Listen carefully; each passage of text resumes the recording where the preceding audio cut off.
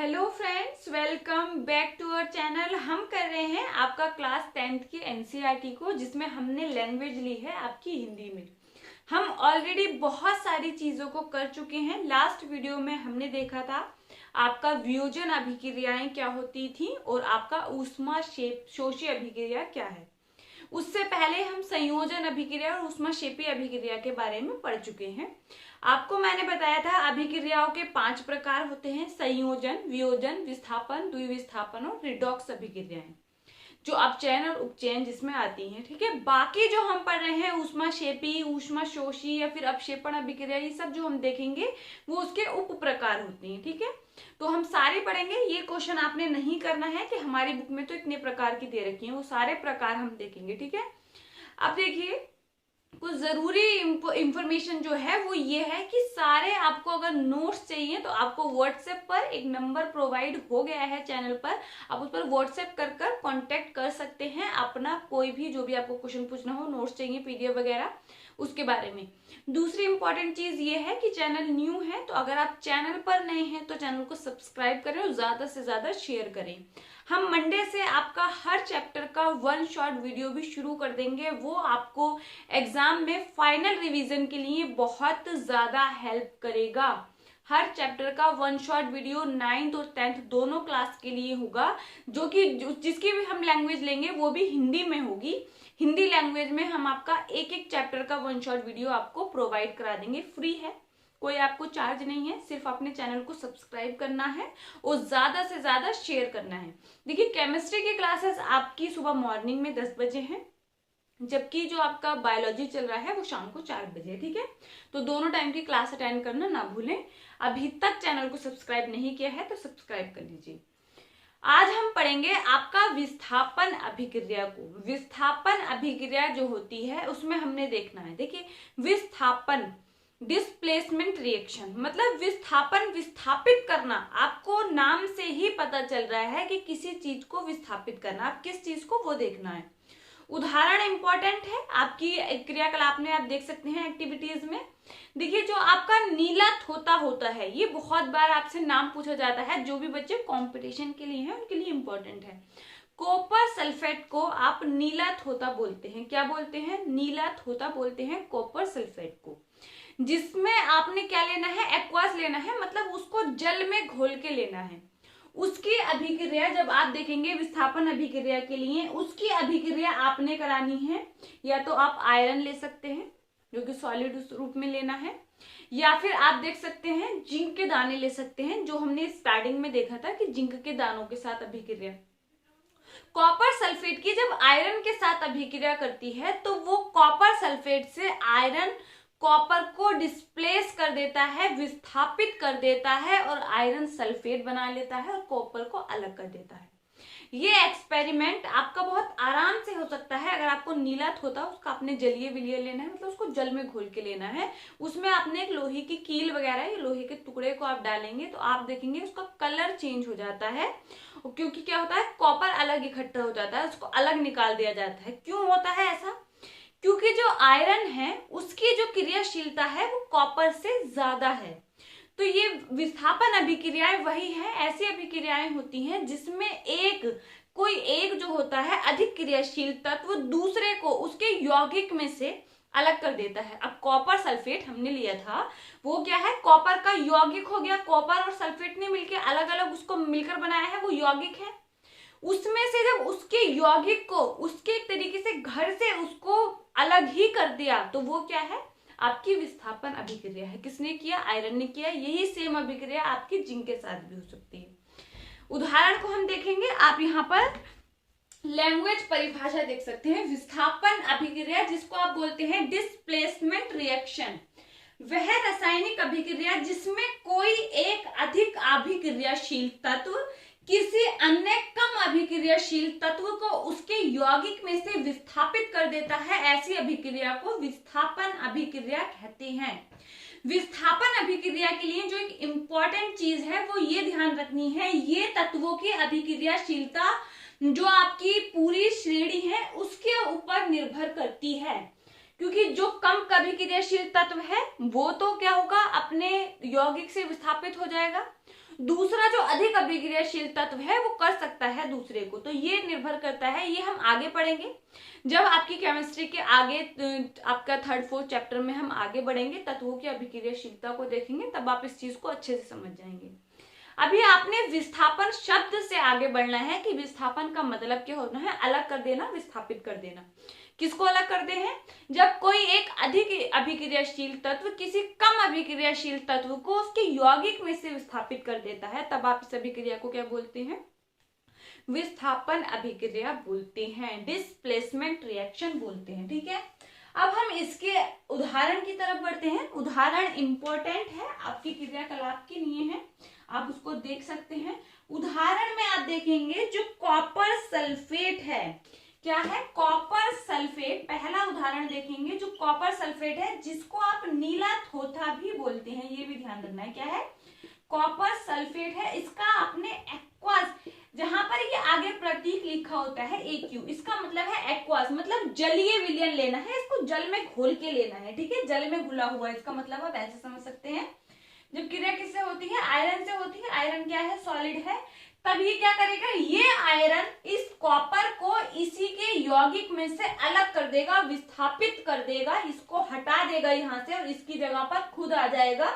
तब ये अभिक्रिया क्या है? विस्थापन अभिक्रिया है। तब क्या बनेगा? हमें दिख रहा है आपका फेरस सल्फेट बनेगा, प्लस क्या बनेगा? कॉपर बनेगा, जो कि क्या है? आपका सॉलिड है। कॉपर क्या है? आपका सॉलिड है। फेरस सल्फेट सेम फिर से कैसे बनेगा? एक्वास, जल में घुला हुआ। ठीक है, तो अभिक्रिया समझ आई। जब कॉपर सल्फेट, जिसको आप नीला थोथा भी बोलते हैं, कॉमन नेम है, ध्यान रखना है, पूछा जाता है आपको कंपटीशन वालों को। ठीक है, नीला थोथा जो होता है उसकी क्रिया जब आयरन के साथ कराई जाती है तो आयरन कॉपर को उसके यौगिक में से विस्थापित कर देता है और आयरन सल्फेट बना लेता है और क्या? कॉपर बना लेता है।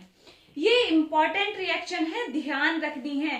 सेम अगर आप देखें, जब कॉपर सल्फेट की आप क्रिया, कॉपर सल्फेट की क्रिया, फिर से वही एक्वास लेना है, आप किसके साथ करेंगे? जिंक के साथ करेंगे। जिंक के दाने लें या जिंक का टुकड़ा लें, तब वो क्या होगा? जिंक भी क्या करेगा?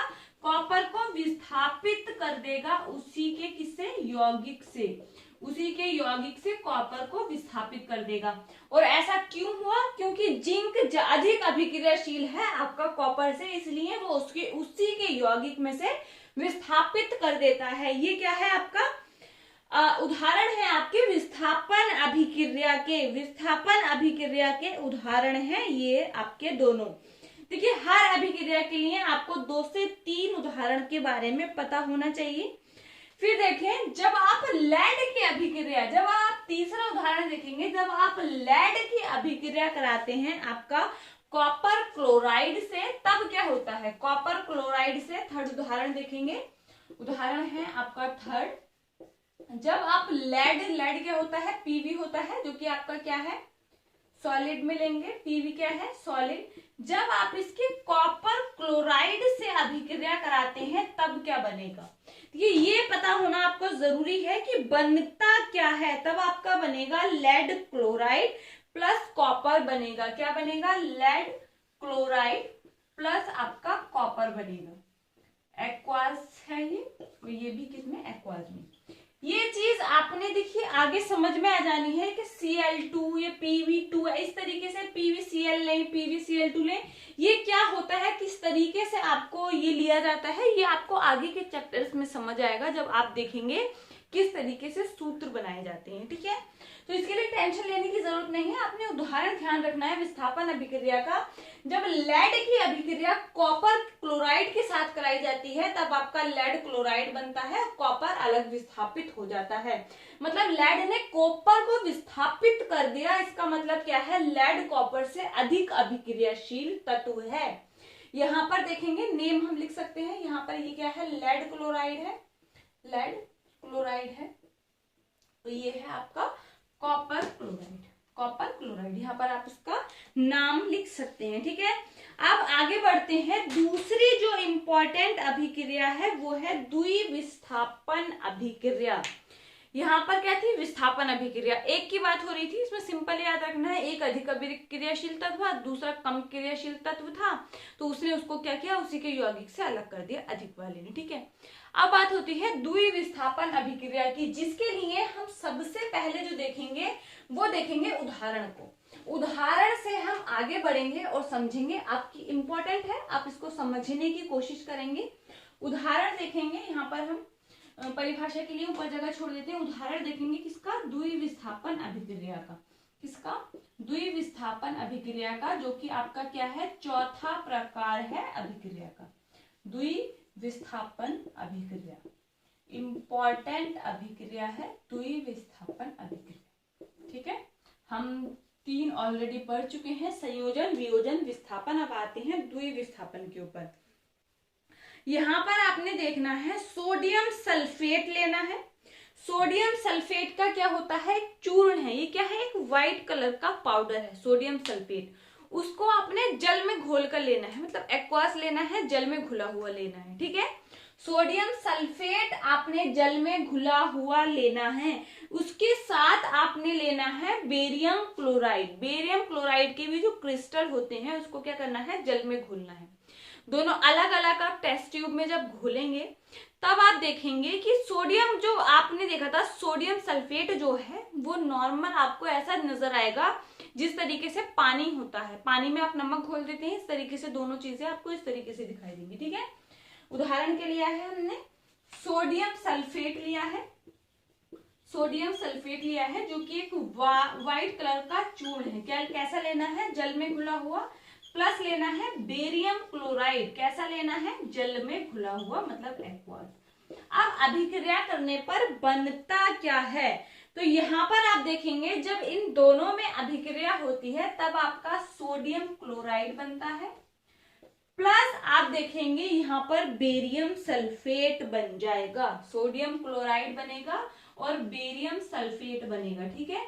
जो कि ये जो होता है, जब आप इन दोनों को मिलाते हैं, सोडियम क्लोराइड आपको ऊपर दिखाई देगा कि हाँ इस तरीके से लगेगा कि नमक, आपको पता है ना ये नमक है, कि पानी में नमक घुला हुआ है। लेकिन जो बेरियम सल्फेट है वो आपको थोड़े टाइम के बाद नीचे बैठता हुआ दिखाई देगा, अपशेप की तरह दिखाई देगा। अपशेप वो होता है जो अघुलनशील होता है और नीचे बैठ जाते हैं, अभिक्रिया के बाद क्या है, नीचे बैठ जाता है, इसलिए मैंने आपको ये निशान भी बताया था, ठीक है। ये क्या है, अघुलनशील पदार्थ होता है जो घुलता नहीं है, जबकि सोडियम क्लोराइड आपको पता है जल में घुलनशील है। सोडियम क्लोराइड क्या है आपका, जल में घुलनशील है, ठीक है।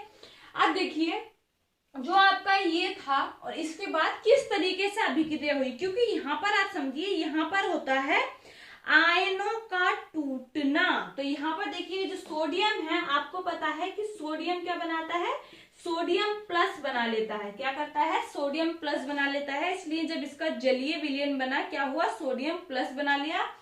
प्लस सल्फेट भी यहाँ पर आपका क्या करता है, 2 निगेटिव, मतलब 2 उधार ले लेता है। देखिए निगेटिव से आप समझेंगे ऋण, मतलब इसने किसी से उधार ले लिया, इसके ऊपर 2 ऋण चार्ज होता है, इसलिए ये क्या है आपका ऋणात्मक है, ये धनात्मक है। यहाँ पर आप इसने ऋण लिया है तो ये मतलब 2 किसी से उधार ले रखे हैं तो ज्यादा हो गए, यहाँ पर कम हो जाएंगे। यहाँ पर सोडियम के 2 है, वो आगे देख लेंगे, ठीक है। फिर देखिए जो बेरियम होता है वो आपका शो करता है, आयन बनाता है बेरियम प्लस, और क्लोरीन आपका पता है आपको क्लोरीन माइनस बनाता है, ठीक है।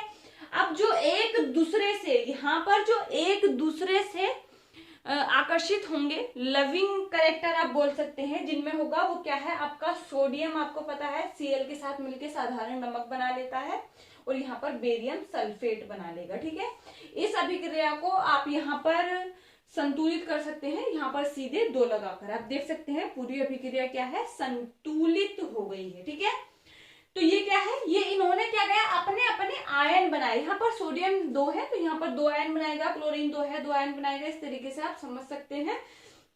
तो इन्होंने क्या किया, आपस में आए, पहले इन्होंने आयन बनाया अपना जलीय विलयन में, उसके बाद आपस में आयनों का आदान प्रदान करके जो चीजें बनाई, मतलब देखिए सोडियम की जगह आपके बेरियम ने ले ली, बेरियम सल्फेट बन गया, और बेरियम की जगह सोडियम ने ले ली, सोडियम क्लोराइड बन गया। मतलब इन्होंने यहाँ पर आयनों का आदान प्रदान किया है, यहाँ पर आयन एक दूसरे से बदले गए हैं। और यही जो है आपकी द्विविस्थापन अभिक्रिया की परिभाषा है। वह रासायनिक अभिक्रिया जिसमें, लिखेंगे, वह रासायनिक अभिक्रिया, वह रासायनिक अभिक्रिया जिसमें अभिकारकों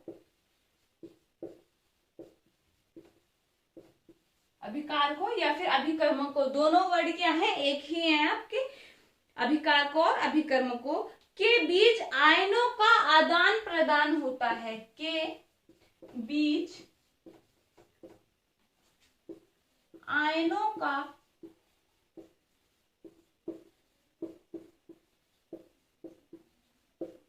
आदान प्रदान होता है। आगे लिख सकते हैं वह रासायनिक अभिक्रियाएं या उस अभिक्रिया को आप क्या बोलते हैं, द्विविस्थापन अभिक्रिया बोलते हैं। क्योंकि आपने देखा ये क्या है, आपके बाएं हाथ की तरफ क्या है, आपके अभिकारक है, सोडियम सल्फेट बेरियम क्लोराइड ने आपस में पहले क्या बनाए, अपने आयन बनाए, उसके बाद उन आयनों का आदान प्रदान करके उत्पाद बनाए, आपस में आदान प्रदान करा, एक्सचेंज हो गए, तब बना आपका सोडियम क्लोराइड बेरियम सल्फेट। वही आपकी परिभाषा कहती है वह रासायनिक अभिक्रिया जिसमें अभिकारकों के बीच आयनों का आदान प्रदान होता है, उस रासायनिक अभिक्रिया को आप द्विविस्थापन अभिक्रिया कहते हैं। द्विविस्थापन क्यों बोला, क्योंकि एक दूसरे ने आपस में आदान प्रदान किया है, किसी ने किसी को विस्थापित नहीं किया है, दोनों ने एक दूसरे को विस्थापित किया है। देखिए अगर इसका हम दूसरा उदाहरण देखते हैं, तो दूसरा उदाहरण आपके एनसीईआरटी बुक जो है उसके अंदर उसका जिक्र किया गया है, तो उसको भी देख सकते हैं हम। दूसरा जो उदाहरण है वो है आपका, जब आपका पोटेशियम आयोडाइड का लेड नाइट्रेट से अभिक्रिया करते हैं तब क्या होता है। पोटेशियम आयोडाइड का लेड नाइट्रेट का सूत्र आपको अब बहुत बार प्रैक्टिस हो गया होगा, तो आपको याद भी हो गया होगा। इसी तरीके से सूत्र याद हो जाते हैं, जब हम समीकरण लिखते रहते हैं तब सूत्र क्या होता है, याद हो जाता है। तब क्या बनता है, आपका लेड आयोडाइड बनता है, लेड आयोडाइड बनेगा और आपका पोटेशियम नाइट्रेट बनता है। लेड आयोडाइड बनता है और पोटेशियम नाइट्रेट बनता है। ये चीज भी आपने ध्यान रखनी है, ठीक है, ये चीज भी आपने ध्यान रखनी है। अब एक उप प्रकार अभिक्रिया का हम देखेंगे, तो वो है आपकी अवक्षेपण अभिक्रिया। अभी हमने देखा कि आपका जो अभिक्रिया हुई थी सोडियम सल्फेट और बेरियम क्लोराइड की, जिसमें आपका बेरियम सल्फेट और सोडियम क्लोराइड बना था, उसमें आपने देखा था जो बेरियम सल्फेट है वो मैंने आपको बताया वो अपक्षेप बनता है। मतलब जब आप उस अभिक्रिया को देखेंगे तो वो बेरियम सल्फेट बनने के बाद नीचे आपको तले में बैठा हुआ नजर आएगा। वो क्या है, आघूलनशील पदार्थ है। उस पदार्थ को आप बोलते हैं अवक्षेपण, अवक्षेप बोलते हैं, और इस अभिक्रिया को अवक्षेपण बोलते हैं। मतलब कुछ अभिक्रियाएं ऐसे भी होती हैं जिनमें क्या है, अवक्षेप बनते हैं। तो एक अभिक्रिया का प्रकार क्या होगा, अवक्षेपण। क्या होगा, अपक्षेपण प्रकार की अभिक्रियाएं क्या है आपका, अवक्षेपण या फिर प्रेसिपिटेट रिएक्शन जिसको आप बोलते हैं अवक्षेपण। ठीक है, अपक्षेपण अभिक्रिया ये क्या होता है, सीधे से देख सकते हैं, वह रासायनिक अभिक्रिया जिसमें अवक्षेप का निर्माण होता है उसे अवक्षेपण अभिक्रिया कहते हैं। मतलब द्विविस्थापन अभिक्रिया को आप देख सकते हैं, उसमें अवक्षेप बन रहा है, तो मतलब क्या है, वो अवक्षेपण अभिक्रिया का उदाहरण भी आप वही लिख सकते हैं। क्योंकि अभी हमने देखा जब द्विविस्थापन अभिक्रिया की बात हो रही थी वहां पर आपको अवक्षेप बनता हुआ दिखाई दे रहा था, क्योंकि वो क्या होता है, आघूलनशील पदार्थ होता है। तो आप इसकी डेफिनेशन लिख सकते हैं, वह रासायनिक अभिक्रिया है जिसमें अवक्षेप का निर्माण, अवक्षेप को आप प्रेसिपिटेट भी बोलेंगे इंग्लिश में, क्या बोलेंगे, प्रेसिपिटेट। आप ये लिख सकते हैं प्रेसिपिटेट,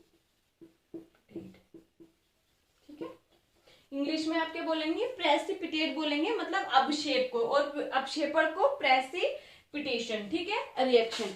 तो वह रासायनिक अभिक्रियाएं जिसमें अवक्षेप का निर्माण होता है वो क्या है, आपके अवक्षेपण रासायनिक अभिक्रियाएं हैं, जिसमें आप देख सकते हैं द्विविस्थापन के उदाहरण ले सकते हैं। तो देखिए हमने कितनी सारी अभिक्रियाओं को पढ़ा, संयोजन देखा, संयोजन में हमने क्या देखा, उपप्रकार ऊष्माक्षेपी अभिक्रिया को देखा। उसके बाद हम वियोजन में आए, उसमें हमने क्या देखा, आपका ऊष्माशोषी अभिक्रिया को देखा। अब जब आपका विस्थापन अभिक्रिया में आए उसके बाद हम कहां पर आए हैं, आपका द्विविस्थापन अभिक्रिया में, फिर हमने अवक्षेपण अभिक्रिया को देखा। तो कितने प्रकार हो गए, अभी तक आपने 5 टाइप की पढ़ रखी हैं। अब लास्ट हमारा बचता है, रिडॉक्स अभिक्रियाओं को पढ़ेंगे जिसमें अपचयन और उपचयन होगा, और एक संक्षारण बचता है, फिर एक विकृत गंधिता बचता है। 3 टॉपिक बचते हैं, हम नेक्स्ट वीडियो में उसको फिनिश कर देंगे, ठीक है। मिलते हैं हमारे नेक्स्ट वीडियो में, तब तक के लिए पढ़ते रहिए। Thank you.